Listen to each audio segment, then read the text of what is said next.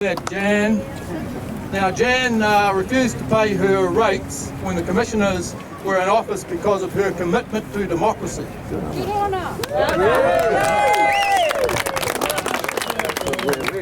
Soon,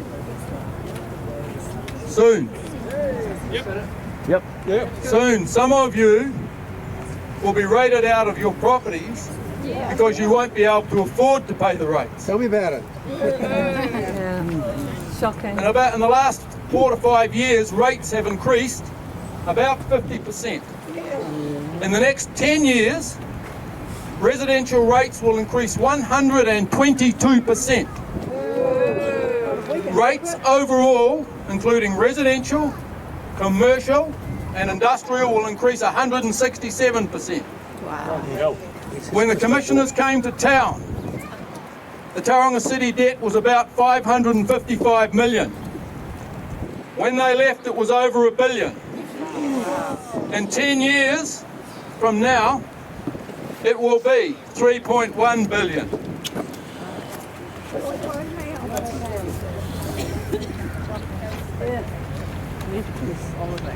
What are we going to do? Fear not. Fear not. Mayor Drysdale attended a meeting I was at on Thursday night, and he said the council have a plan for those of you who can't afford to pay your rates. They kick us out. And that is, you can defer them until you sell your properties.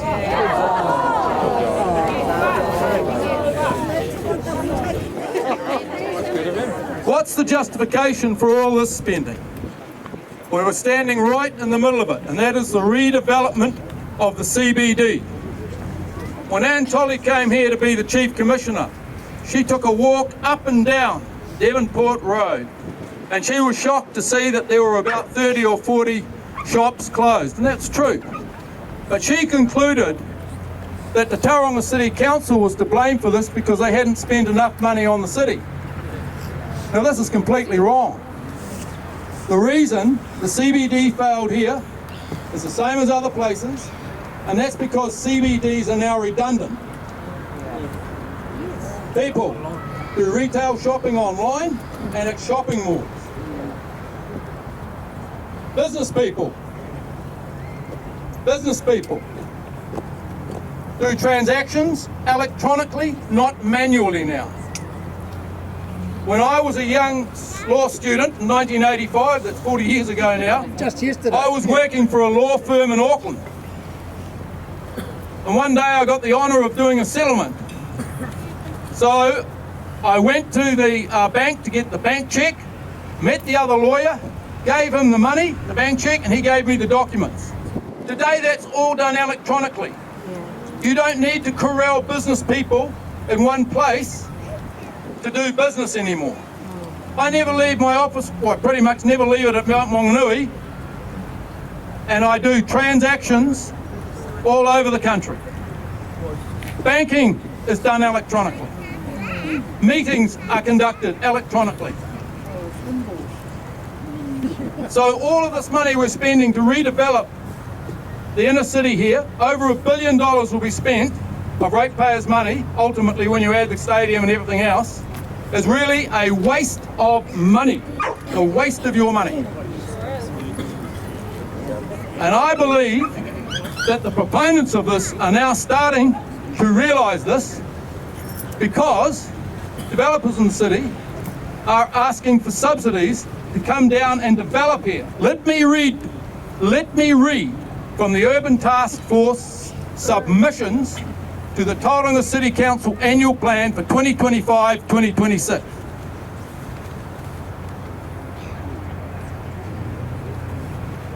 TCC should adopt incentives for immediate and short-term investment and development in the CBD via development contribution reduction stroke waivers.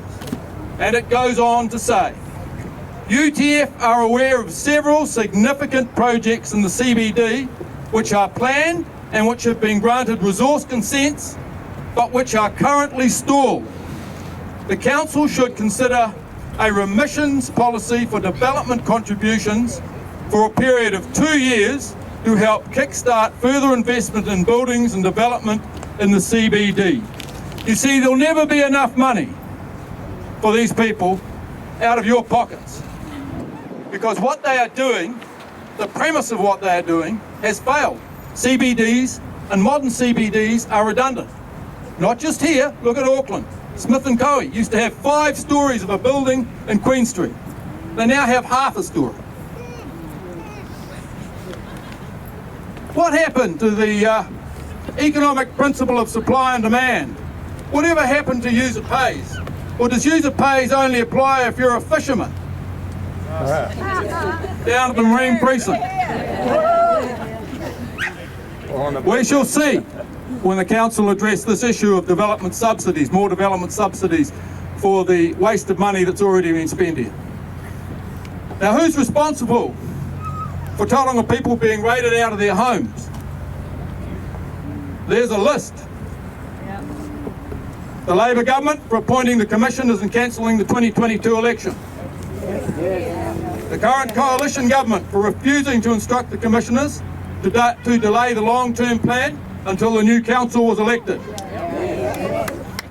The Urban Task Force, New Zealand Property Council, Ngā Pōtiki a Tamapahori Trust, Social Link, and a small group of individuals who were instrumental in persuading the government to cancel the 2022 election.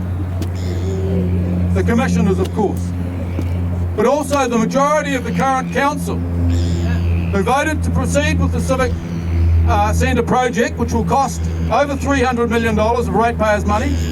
Originally, ratepayers were only paying $151 million, now they're paying 93% of it. And it will run at a loss. Listen to this, a loss of $29.5 million each year it's in operation. Voting matters. Voting matters. And the councillors who voted that were Mahi Drysdale, Jen Schooler, Kevin Schuler, Steve Morris, Martin Rosenboom, Altapa Baker, and Rod Taylor. Conflicted. Where are they? Shame on them. Now, people, I just want to finish by saying this. It's time for Tauranga to wake up. It's time to be realistic. And as we go forward, it's important, if you can, when more of these sort of events are held, to bring along as many people as you can. Because I say, it is a serious matter, and we are in a serious financial predicament. Thank you.